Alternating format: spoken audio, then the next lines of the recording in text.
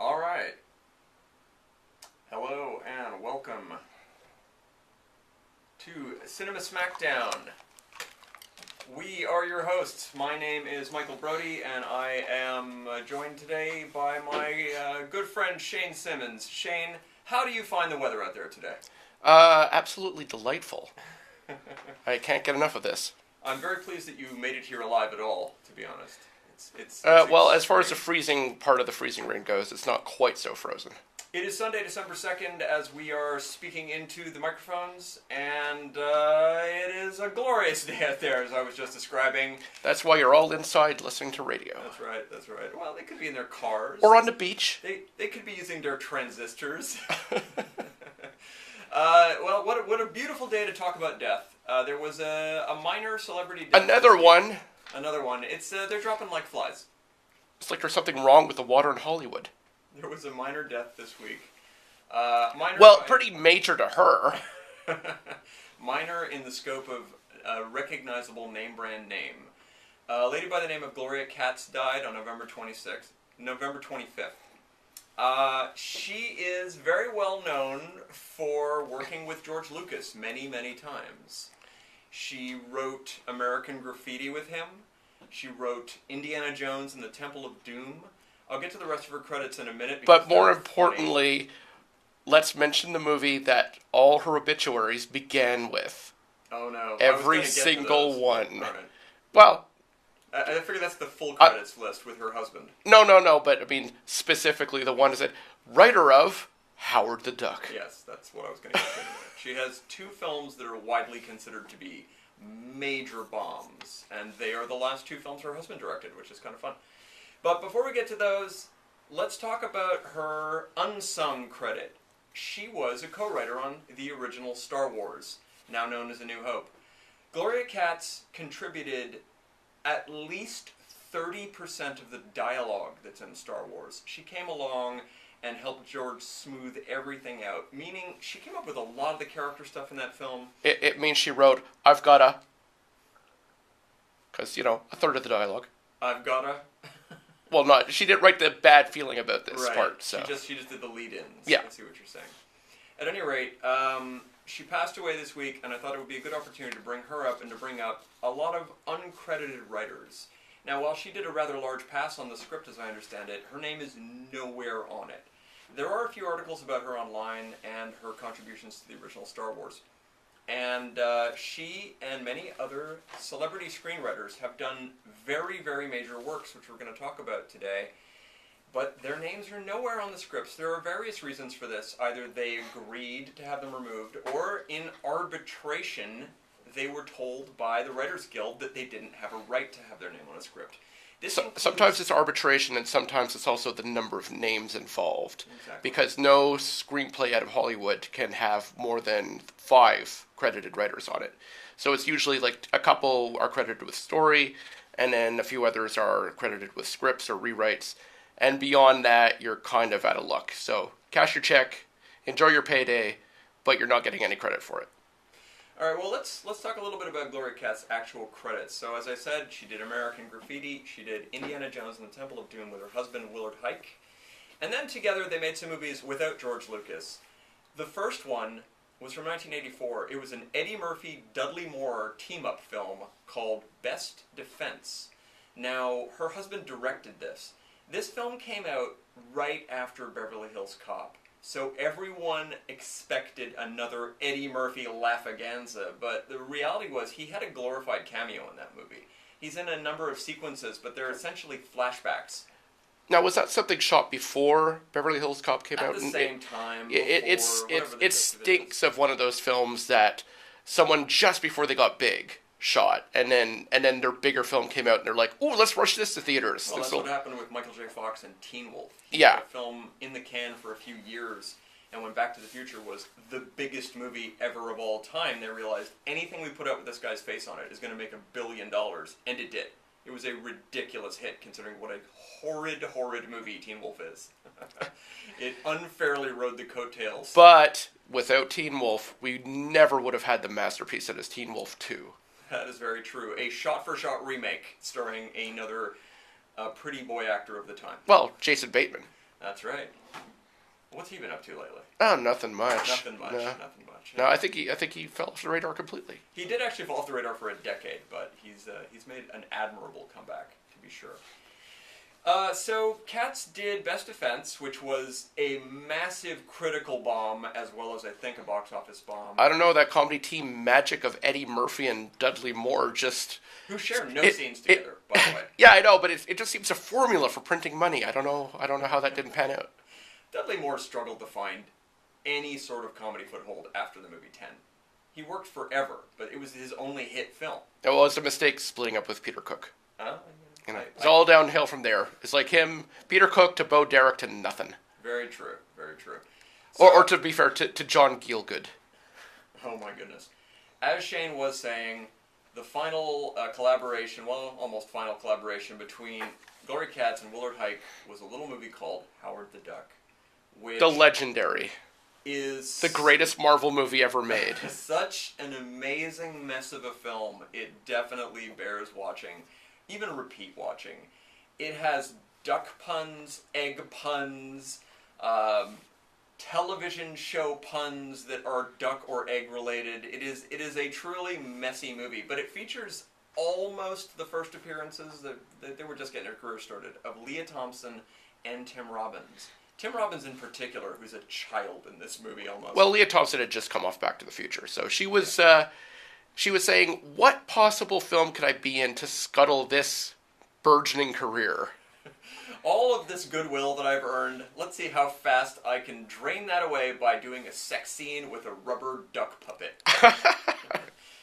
Yeah, this is the movie in which you will see duck condoms, by the way. That's in the film. You'll also see one quite amazing performance by the actor Jeffrey Jones. He plays a scientist character who gets possessed by a duck monster. Really, I can't believe they ever thought this movie would do well. Hey, Jeffrey Jones, how's his career doing? It's a little slow lately. Yeah, I don't know. What happened there? I don't know. He's spending a lot of time at home surfing the internet, I think, is what he's up to.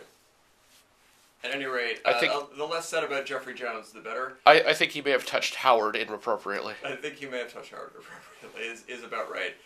Howard the Duck was a spectacular mess of a movie. It is one of those so bad it's good in a lot of ways films. But I will say this for it. It is not a CGI movie. It is a man in a puppet suit movie, which is a far more interesting piece of work than... With a big monster at the end that's stop motion. Yeah, that's right. I mean, I haven't seen this movie in at least 20 years, so this is all going on vague memory. We did not screen a copy of the film in preparation for this, much to our chagrin. Yeah, well, that's because of the SAQ strike. Oh? You know, you need to get boozed up hard before you watch Howard the Duck. Yeah, well, that's it. Our copy of the film would come in the mail because Canada Post is on strike. We couldn't get booze because the SAQ is on strike. All those government agencies are screwing us out of our Howard fix. Exactly.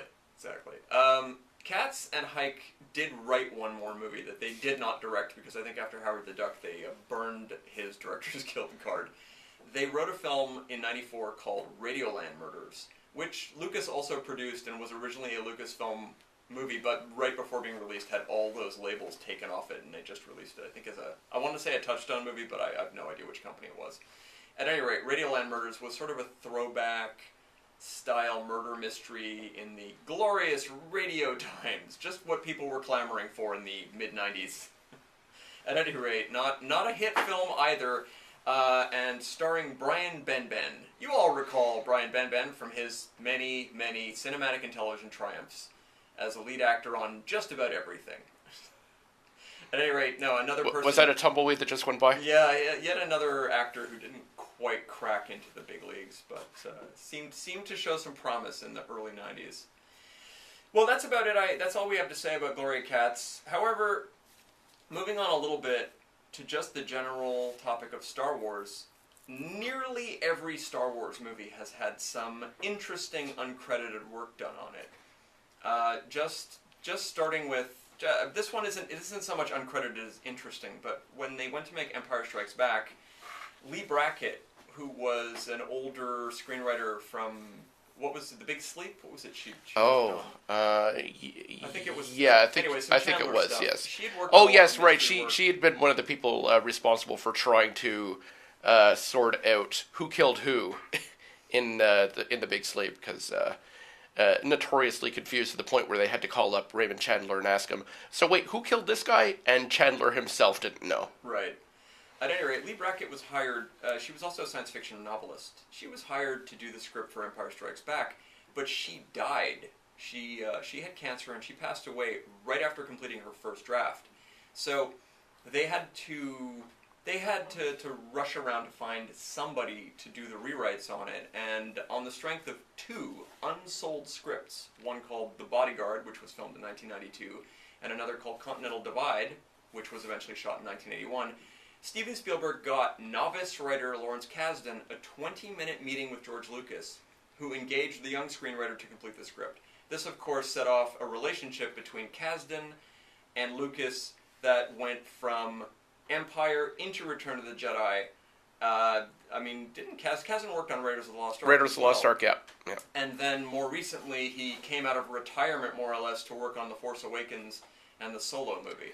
Well, yeah, but let's mention he also had plenty of films as writer and director in between that were his own projects that we're fans of to varying degrees. Yeah, but those don't matter. We're talking about things he either ghost wrote or was Lucas connected. I'm just saying it was a hell of a career to come out of a 20-minute throwaway meeting with George Lucas. Very true. I mean, I'm a big fan of Grand Canyon. I kind of like Body Heat.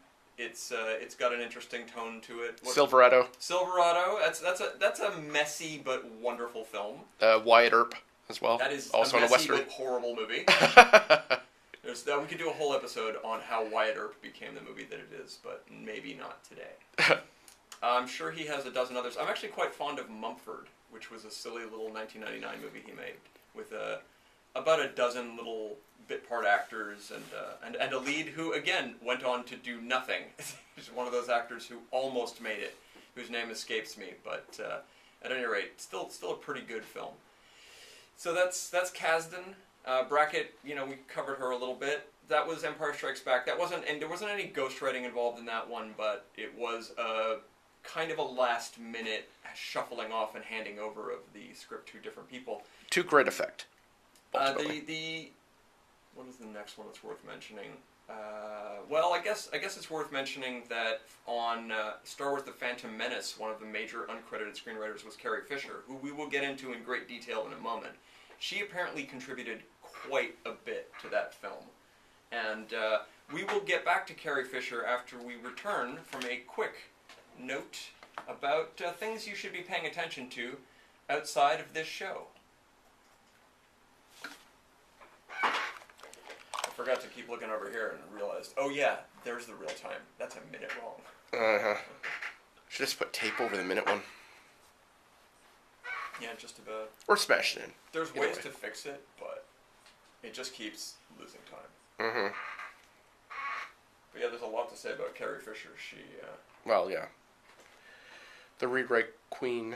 I'm going to say the name of the show again when we come back. Yep. We got 30 seconds.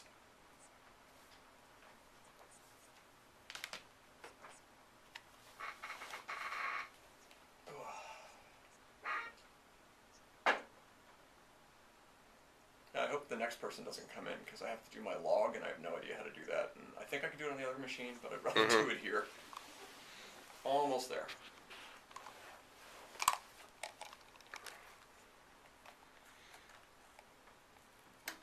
And we're back. You are listening to Cinema Smackdown on CJLO 1690, and we are talking today about screenwriters who didn't get credit, or had their name removed, or generally speaking, Or just came in to doctor some crap. Exactly, and there's quite a few interesting people. I touched on Carrie Fisher, who worked on Star Wars: The Phantom Menace. She also worked on Attack of the Clones. To be fair, she also worked on The Force Awakens and Last Jedi. This is actually a good point to make. By the time Return of the Jedi came around, she was already rewriting her own dialogue, with approval from the writers and directors, but regardless, she became a screenwriter later on, and sort of leapt into the business. She has written so many famous movies her name is not on, it's kind of astonishing. I will give you a quick list. These are all the movies that Carrie Fisher worked on, in large part in some cases, and still remained uncredited. She wrote on Hook, Lethal Weapon 3, Sister Act, Made in America, The Last Action Hero, So I Married an Axe Murderer, The River Wild, Outbreak, The Mirror Has Two Faces. I'm still talking about Carrie Fisher here, and we're not done. She also did The Wedding Singer, The Out-of-Towners, Coyote Ugly, Scream 3, Kate and Leopold, and everyone's favorite Coen Brothers movie, Intolerable Cruelty.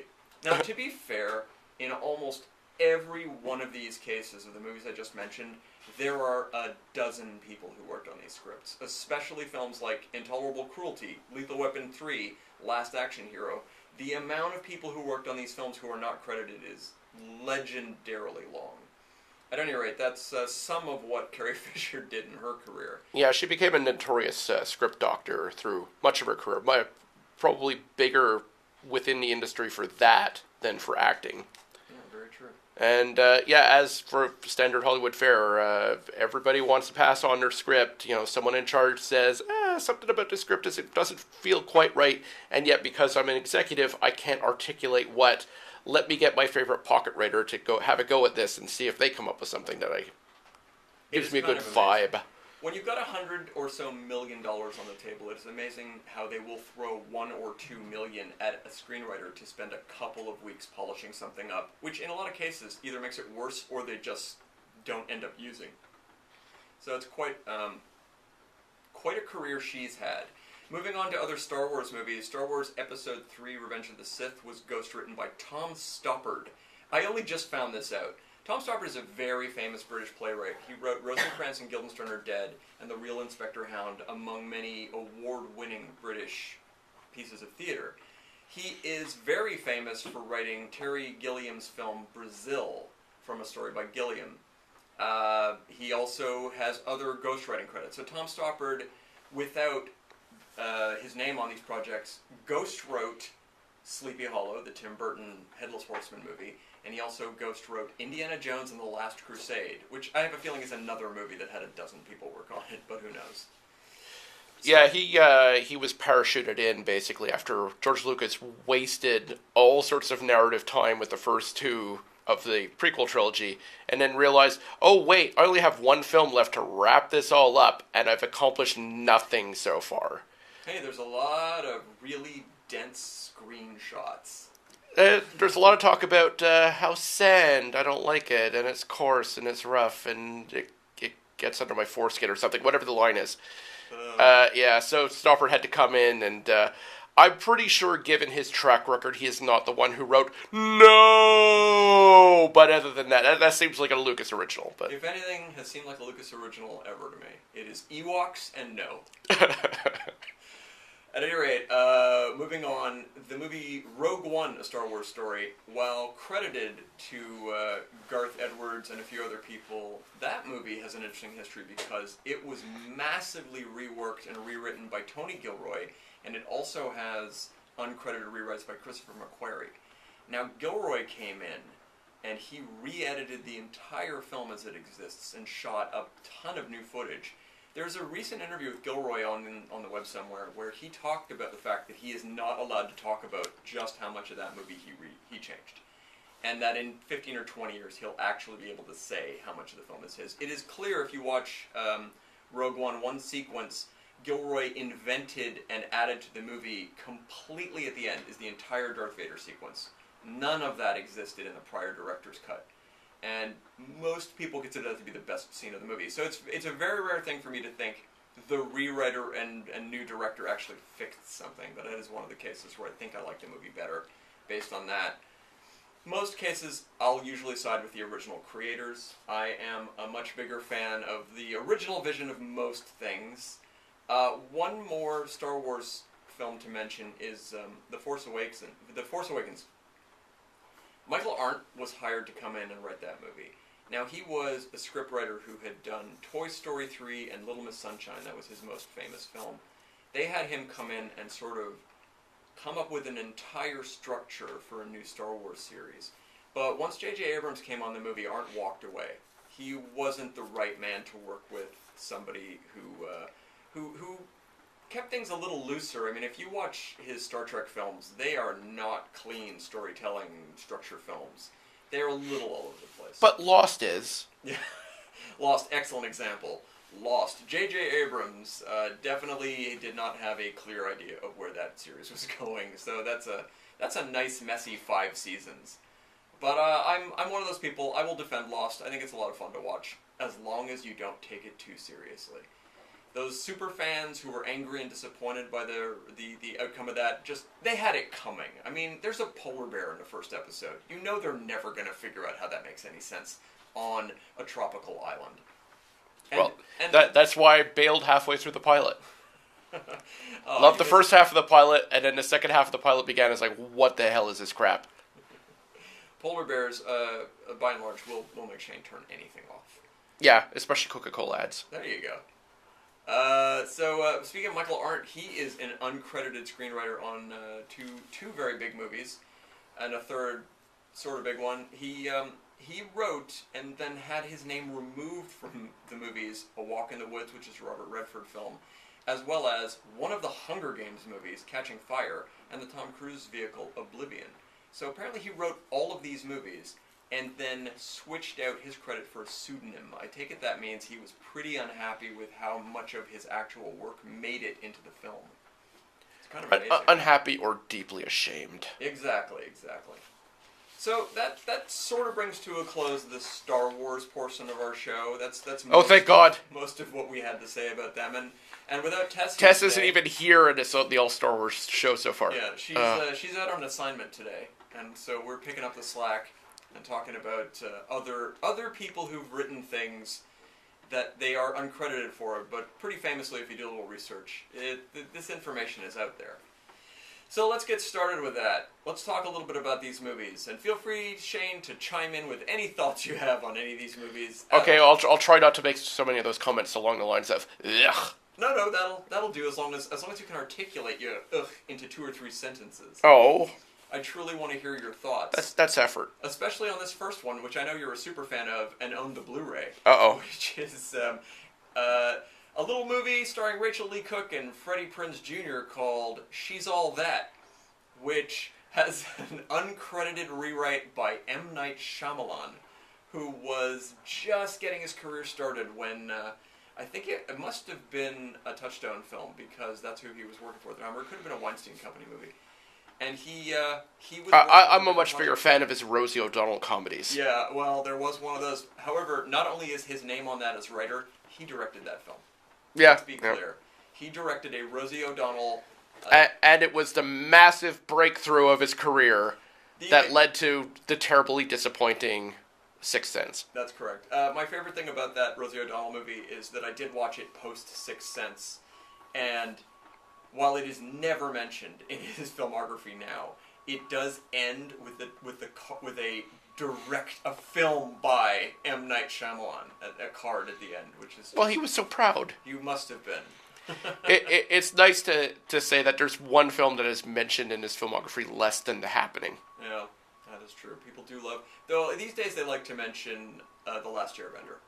Yeah, as a real low point, despite the fact that, let's be clear, I am not a fan of his most recent movie, which got a lot of praise. It was called Split, and I would rather watch 10 Rosie O'Donnell playing a nun comedies than another minute of Split. But I seem to be in the minority on that one. It's got its fans. Apparently people think that James McAvoy doing a cowboy sort of accent is scary. I am not one of those people. But we'll get to see him face off against Bruce Willis in the near future in the Unbreakable sequel, where they're going to team those characters up. I am dreading that movie. I am dreading that it will undo any love I have for Unbreakable. I have a feeling it may do more harm than good at this point to revisit these characters. But well, we need another superhero universe to compete with all those Marvel movies. It's working. They're doing it. We'll be 3 in officially when that one comes out, and then, they only have to do another 50 of them to catch up. Very true. So, let's move on to another screenwriter who in the 90s hadn't quite established his career enough or made enough money to turn down some lucrative work on a couple of films. That person is Quentin Tarantino.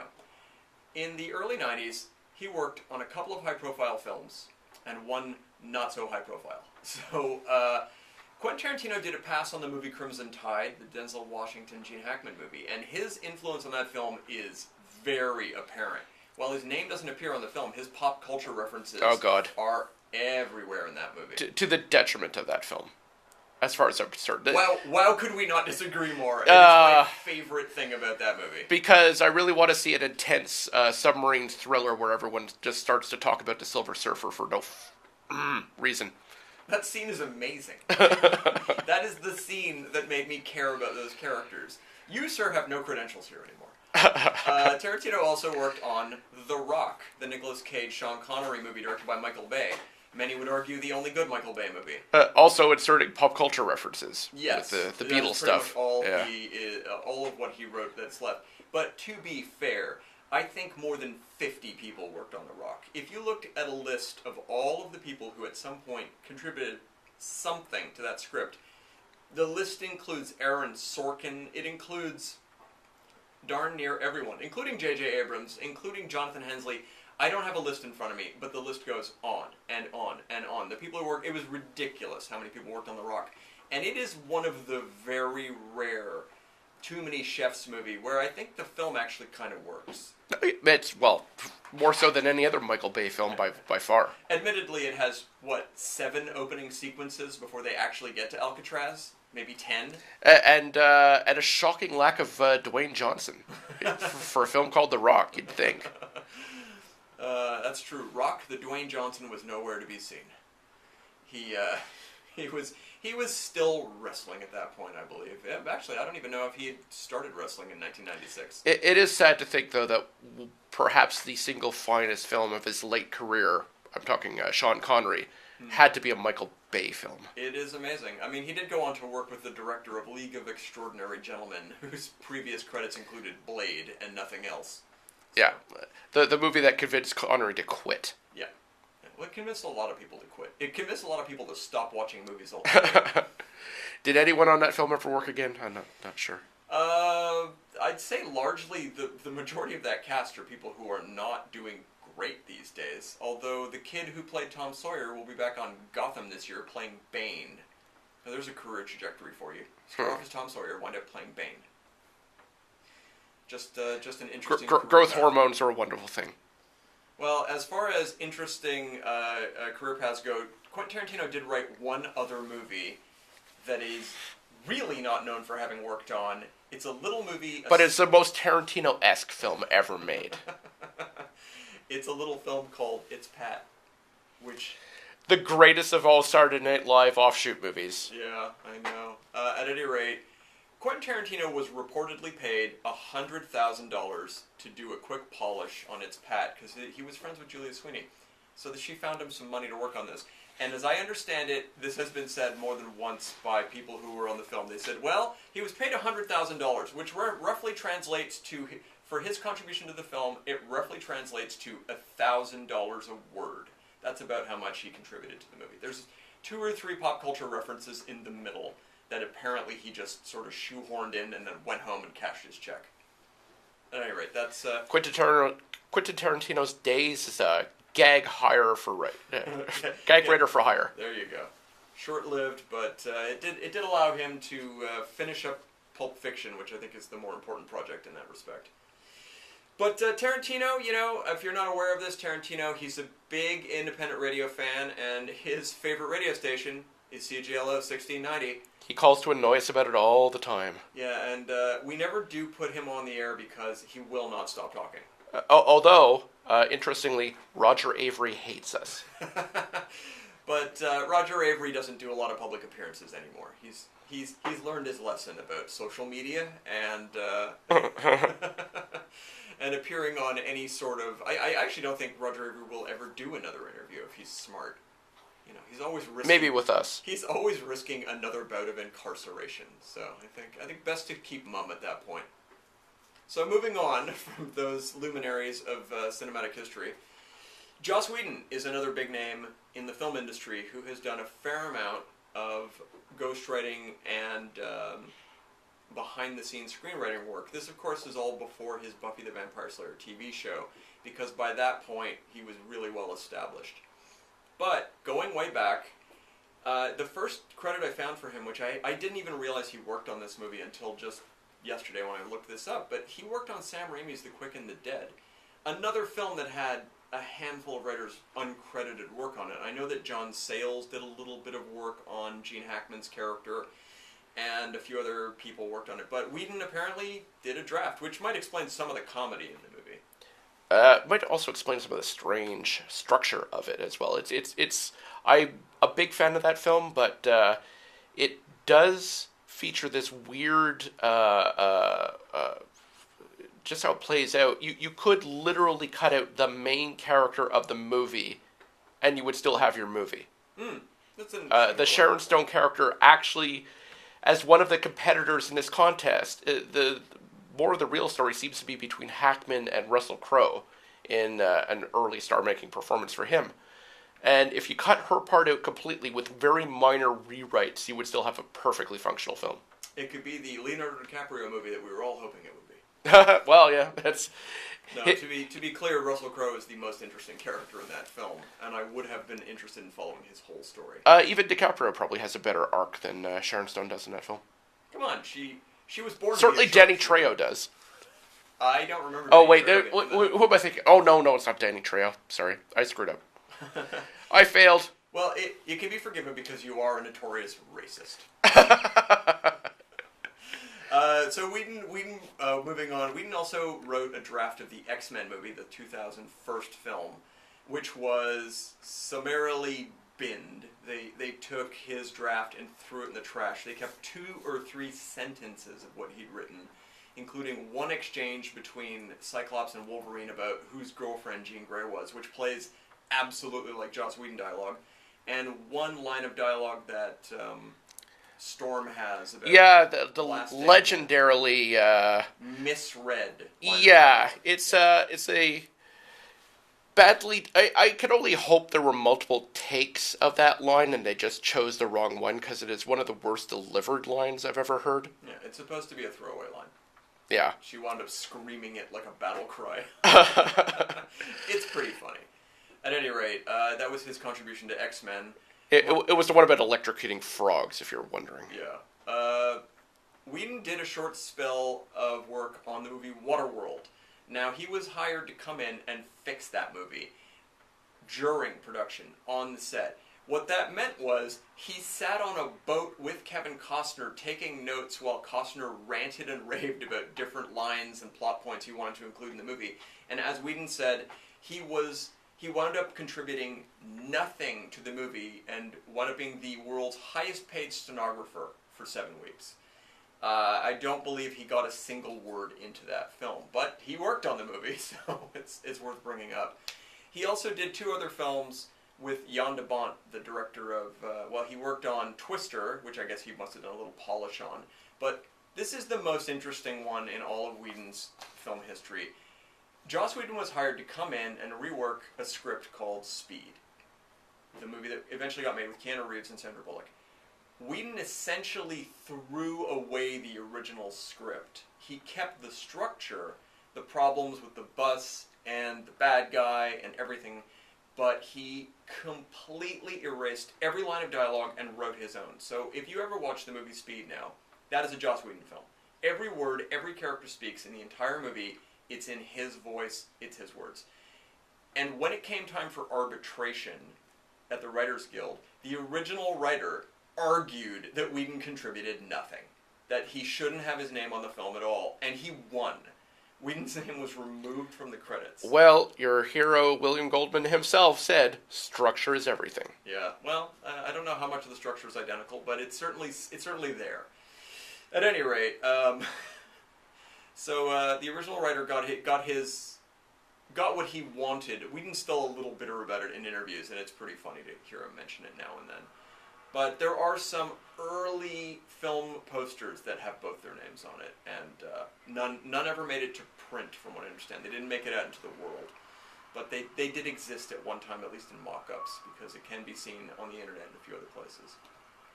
But that's it for Joss Whedon. He went on to be a Marvel guy for a while, and now he's in the midst of figuring out what the next level of his career will be. Apparently, he has an HBO show about Victorian era superwomen, if I understand correctly. Which I'll be first in line to watch it, but I have no idea what that's going to look like. So it'll be interesting to catch that show whenever HBO decides to release it. You know, he's sticking slightly with the super genre, from what I understand. So that's Joss Whedon. Moving on to more ghostwriting. The Coen brothers, apparently they ghostwrote Fun with Dick and Jane, the Jim Carrey remake. Yeah, well, I guess this was part of the Coen brothers in their remake period, because they just seemed to be working on nothing but remakes. Well, they did Gambit, which was one of theirs. Gambit, yeah. The Lady Killers. Oh, the Lady Killers, that's right. True Grit. True Grit, ultimately. Although I don't really consider True Grit to be part of that cycle, because... I absolutely consider it to be part of that cycle. No, True... like to think of it as, well, they went back to the source novel. I mean... I think they are two very different films. Mm-hmm. They're two very different takes on the same book. I have not seen the original recently enough to be able to compare them. I just remembered a dude with an eye patch ferrying a little girl around and thought, this is pretty similar. Yeah, the two films are thematically miles apart. So, that was I mean, let's be fair. If we really want to talk Coen brothers rewriting somebody else's material, we'll just talk Miller's Crossing. Miller's Crossing is an amazing adaptation of sorts. Sort of. It is certainly inspired by Dashiell Hammett stuff. The specific Glass Key and Red Harvest. Yeah, but which one was the film? Glass Key was made into a film. Yeah. Red Harvest has been in development dozens of times and has never really had a version shot. But many, many similar movies. But at any rate... yeah, it's inspired a boatload of films. Yeah, it's inspired... Kurosawa's Yojimbo, Sergio Leone's Fistful of Dollars, etc., etc. But if you go back and look at the, I want to say 40s movie, I'm not sure what year it's from. Yeah, 40s. Film, yeah, Alan Ladd era. Alan Ladd, Victoria. It has all the relationships that the movie Miller's Crossing uses. More so than the novel. It is an interesting homage to that. There's a lot of connectivity between those two films. At any rate, so... Not that the Coen brothers film suffers for it. It is, as Shane and I have mentioned many times, maybe the single best movie ever made, Miller's Crossing. It's up there for me. It's up there. It's one of the best, if not the it's certainly top 5 for me, if not occasionally feeling like the number one. Anytime I rewatch it for a good week or two, it feels like, well, that's got to be the best movie I've ever seen. It's pretty close. So that's what they've been up to. We mentioned their film Intolerable Cruelty, which had a ton of ghostwriters who worked on it. Yeah, that wasn't really their project to begin with, so... Well, as I understand it, it was entirely their project to begin with. They wrote a script called Intolerable Cruelty. Oh, I thought they were parachuted in. Which they wrote to gift to a writer they liked. A director they liked, Michael someone. I forget his name. They basically wrote this for fun, so another director could direct a Coen Brothers movie. That director had trouble getting the movie made. Then it became a Jonathan Demme movie. Jonathan Demme hired a bunch of screenwriters to work on it. And over the years, this movie got worked on again and again and again until it was kind of a different film than Coen Brothers started out with. It eventually found its way back to them, and for some reason they decided not to go back to the first draft and instead keep some of the other material. So it wound up being a bit of a hodgepodge of different hands touching that thing. Yeah. So, which is why it's the least Coen-y of the Coen Brothers films. Yeah, there's a sequence near the end that is very Coen, but other than that, there's you can't even tell they worked on it. Yeah, there's a smattering of moments where you go, oh yeah, Coen Brothers, they did this, and then you go back to not caring about the film. The crazy thing is, the recent movie Suburbicon is far more like a Coen Brothers movie than Intolerable Cruelty was. So go figure. Well, that's because it was directed by George Clooney, who merely starred in Intolerable Cruelty, but he's probably the biggest Coen Brothers fanboy out there. He's been in enough weird Coen Brothers movies at this point, when you count Hail Caesar and Suburbicon. And obviously Burn After Reading. Oh, that's right. Those are, Oh Brother is the respected one. Yeah. All of the other ones are not respected Coen Brothers films. Yeah. Obviously. I think people like Burn After Reading, but even that one it doesn't have the best reputation. It's considered a minor one, but we've discussed this many times. There's lots of stuff we both adore in that film. Oh, absolutely. I mean, anything where Brad Pitt dances through an entire movie can't be all bad. But yeah, I am a fan of Burn After Reading. I'm even kind of a fan of all the other ones. I was shockingly happy with Suburbicon, considering how negative the reviews for that movie were. At any rate, moving on, Aaron Sorkin, who I mentioned earlier, worked on The Rock. And this is the credit where you're like, wow, he worked on this movie? Aaron Sorkin apparently did a fair amount of work on Schindler's List. But they did not want his name on that movie, and he did not fight them. So they really wanted to make sure that the original screenwriter got all the credit for that. So they left it at that one. Sorkin apparently only worked on that movie because at the time he was unable to come up with any good TV ideas. He said he was fine for writing in general, but he didn't want to come up with any concepts wholehearted, which may explain why I believe his next major project after West Wing might have been Studio 60 on the Sunset Strip. That definitely smacks of, I don't have great ideas at the moment. Yeah, I want to make a joke about how there was a shortage of cocaine in Hollywood that year, but you know, let's.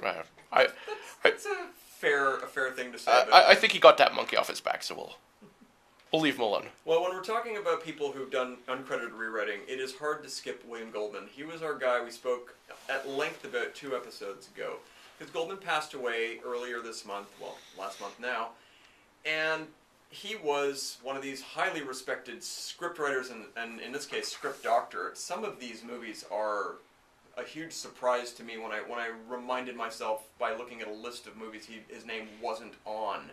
Apparently he contributed a fair amount of material to the movie Twins with Arnold Schwarzenegger. He also worked on A Few Good Men, which I had not known until recently. I thought that was very much an Aaron Sorkin piece, but I guess he must have cleaned a few things up. He worked on Indecent Proposal. He worked on Last Action Hero, another movie with 100 names attached to it. Malice from '94, which was an Alec Baldwin movie. Dolores Claiborne, which was, of course, another Stephen King adaptation. And Extreme Measures, the Gene Hackman, Hugh Grant film from, I think, the mid-'90s.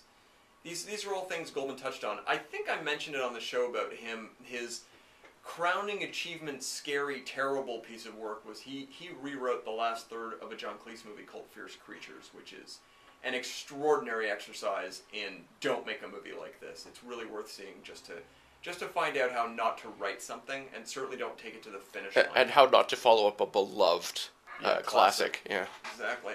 All right, well, speaking of beloved classics, let's listen to a couple of beloved classic adverts for fellow shows and events coming up.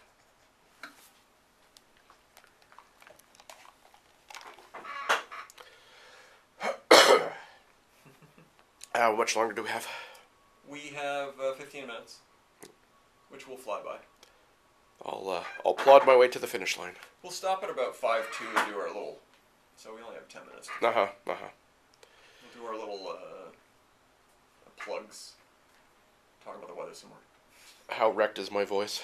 You sound fine. Okay, thanks. I thought we already were. I'm responding to the thing already. Oh. I realize you're not listening. It's Right, fine. right. About 20 seconds. Oh, yeah, that's true. At the half-hour mark, I should have said the name of the show again. I just did the joke about the station name, but it's fine. We'll do it now. Mm-hmm.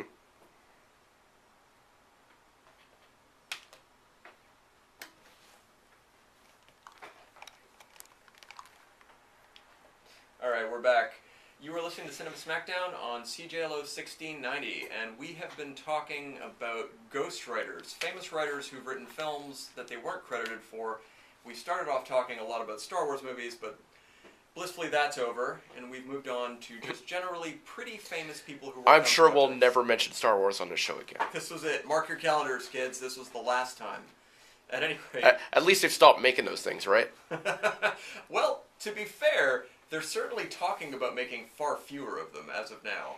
Right. Which, as we mentioned earlier, Lawrence Kasdan was a screenwriter. He worked on the last one that practically sank the entire franchise, or franchises, I guess you might say. Mm.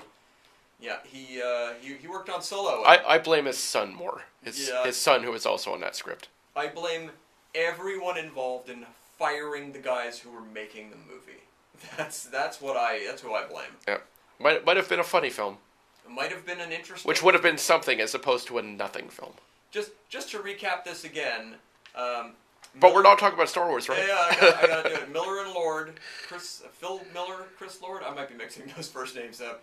They are a pair of writer-directors who have made nothing but massive hit films. All of them comedies. All of them comedies. They did Cloudy with a Chance of Meatballs, which of course is animation. They moved on to doing... Well, also animation. It's a Lego movie. They moved on to doing 21 Jump Street, 22 Jump Street. Every one of these films, an incredible hit film. They were hired to make a Star Wars movie. They came in and said, we're going to make a Star Wars movie the way we've made our other movies. The studio said, great. Then they saw the footage and said, wait, we want a regular, serious Star Wars movie. To which the two directors said, we don't understand why you hired us then. And were summarily fired 3/4 of the way into the shoot. They then had most of their stuff reshot and thrown away, resulting in the mess we've all seen, or some of us have seen, I guess. Yeah, been there, done that. And it's amazing, though. It's just, the bottom line is, these guys they were nothing but hit makers. And they're like, well, let's not trust them. Yep. Let's do our own thing. Everyone knows Ron Howard. No, there's that sort of mentality in Hollywood. I had a brief experience myself where it was, let's hire the comedy writer to work on the comedy story, and then they were surprised that it turned out to be a comedy. Yeah, that's pretty crazy.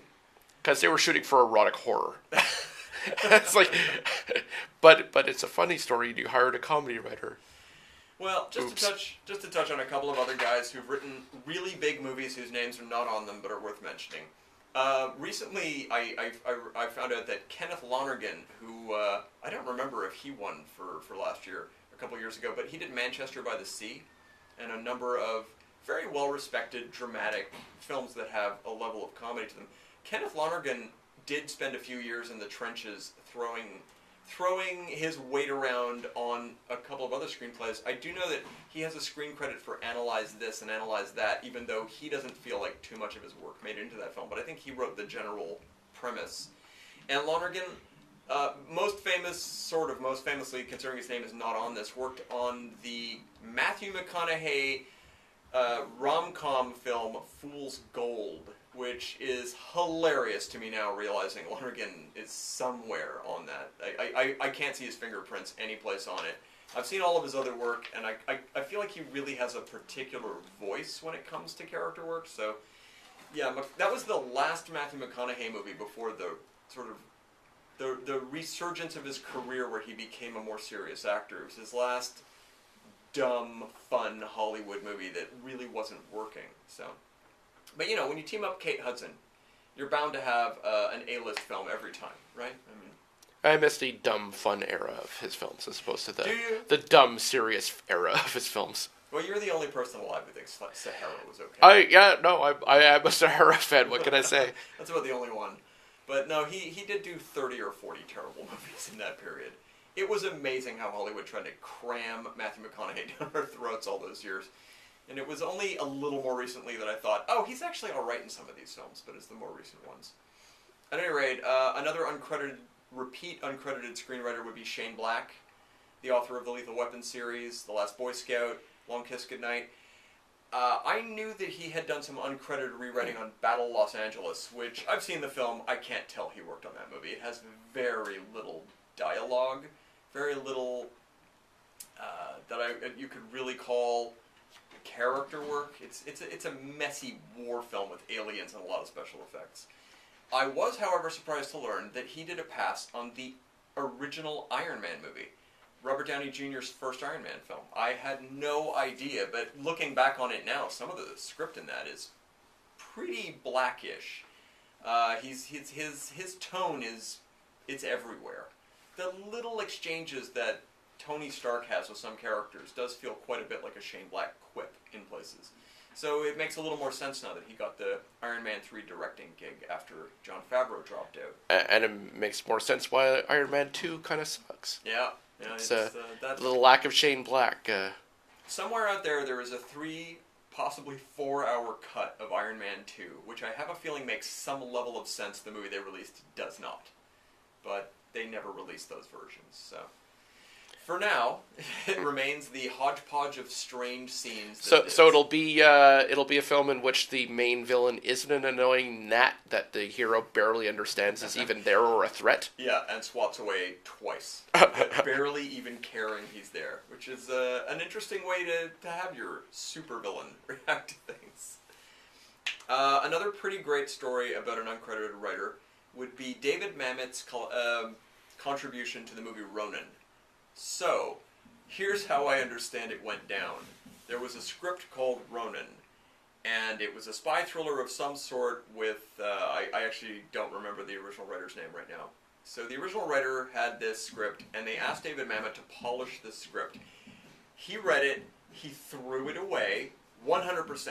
He didn't keep one thing from the original film. He wrote them an entirely new screenplay from the bottom up. I don't think he kept character names, I don't think he kept plot, nothing. The film, while watching it now, is 100% a Mamet-style movie. The way people speak to each other, the story progression, everything about it. When it came time for the film's credits to be listed, they said, oh, well, we're going to credit the other writer first. And Mamet said, I don't understand. We literally threw his entire work away. And they said, well, his name was there at the beginning, and therefore he has a right to be acknowledged as working on this. And Mamet said, if that's the case, then just take my name off it completely. So they removed it, and I believe put Mamet's dog's name in its place. Something along those lines. So I think there's two names credited to the film now, and the second one is David Mamet's dog's name. Yeah, if you wonder why this happens, it's because the Writers Guild always favors original writers over whoever was brought in to rewrite, even if they end up doing most or all of the work. Which is interesting because in the next case, the movie Dirty Harry, the original screenwriter didn't get credit, and I believe if I've got this correctly, Terrence Malick, who went on to do arguably art films. I mean, that's sort of what his entire career is. There's the Terrence Malick style. It's almost its own genre. Exactly, but in the 70s, he'd done Badlands, and what was his Richard Gere movie called? Damn it, yes. Into the Gear. It'll come to me.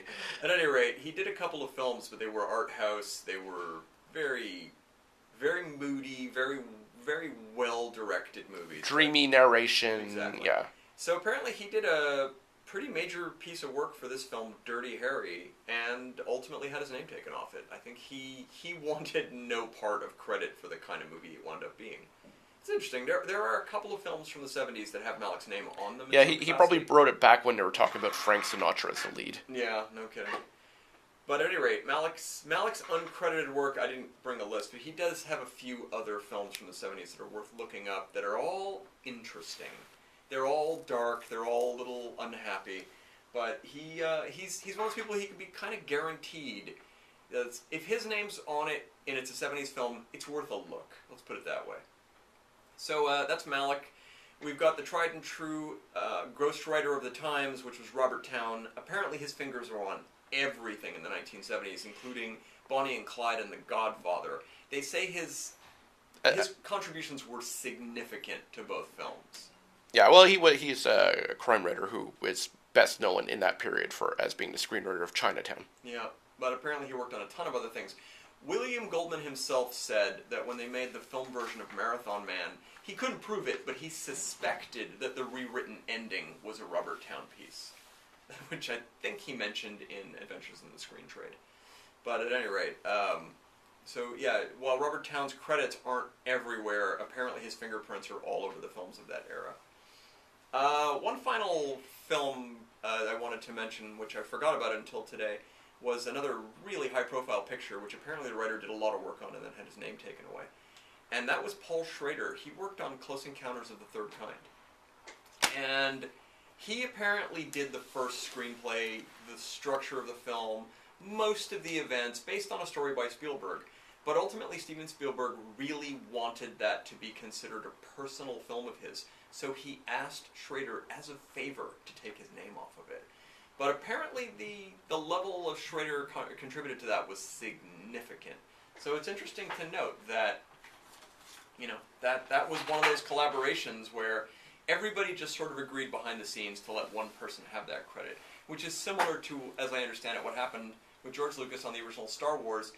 Katz and Hike, who helped him work on the script for that, didn't really want to take focus away from Lucas's accomplishments on the film. They said he'd worked on the film far too long to share credit, which is an interesting point of view, but it was nice of them, let's say, if nothing else. I think that brings us full circle on our chat about screenwriters behind the scenes. So we've got a moment or two before we sign out, and Shane, why don't you tell us how your weekend is going so far? Well, describe your symptoms. Getting over my deathly illness, so that's why I might sound delusional and feverish. Other than that, yeah, and the weather's doing wonders for helping me recover. I want to remind everybody that Shane Simmons is a screenwriter for film and television and is the author of the urban fantasy novel Necropolis, available in paperback and for Kindle and Kindle Unlimited from your friendly neighborhood Amazon outlet. He is a writing machine. You should check out his webpage on Amazon. There's a lot of stuff on there. I can personally guarantee every item up for sale on that website is worth checking out. It is worth your time. Whether I wrote it or not, everything on Amazon is worth checking out. I'm just going with everything on your particular author page. Do you have an author page in Canada and the U.S.? No, the Canada site does not have the author page. It's only the U.S. version. So it's worth mentioning that while his books are available everywhere, it is the U.S. site where you will find the author's page. I myself am a writer as well, but I do not have an official page on Amazon or anywhere else. I like to keep things low-key. Not all of us need to brag about our accomplishments, Shane. You could have an author page. You are in one of the... We're in a book together. We're in at least one. Two, in fact. While I won't brag about my career as an author, I will brag about my career hosting trivia. As today is a Sunday, and this evening I will be hosting trivia downtown at Grumpy's, which is at 1242 Bishop Street. If I think I have that right, that's going off memory. But you can Google it. It's near Guy Metro Station. It's near the still smoking ruins of the Irish Embassy. That is correct. Come, take a picture with the ruined old icon of Montreal, and come and join us for a round of trivia. We do trivia every Sunday night. I am hosting tonight. I have written some fairly interesting questions. We give prizes out. It's a great time. I highly recommend you show up. It is starting a little after 9 p.m., so get yourself down there. In the midst of this freezing rain apocalypse, I don't doubt that every one of our listeners will be showing up to see how trivia goes down Nothing tonight. better to do than to sit in a bar and drink and answer questions about pop culture and other weird stuff. Yep. So going off on the trivia pop culture concepts and the end of the world, I think it's a good time to sign off. I've been your host, Michael Brody. I've been ably joined by my co-host, Shane Simmons. Say goodnight to the people at home, Shane. Good night. Fick a mensch without coughing. Have a great day, everybody.